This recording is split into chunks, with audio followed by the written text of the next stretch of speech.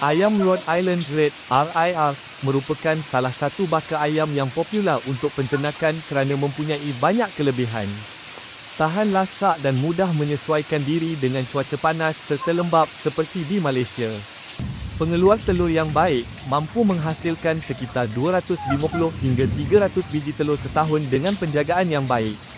Pertumbuhan cepat dan sesuai dijadikan ayam pedaging serta ayam penelur, baka dwifungsi.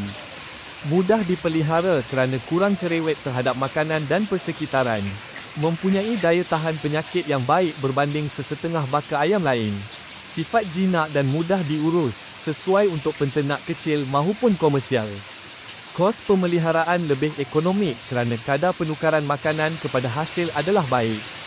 Secara keseluruhannya, ayam Rhode Island Red sangat sesuai untuk penternak di Malaysia yang mahukan ayam yang tahan lasak, produktif dan menguntungkan.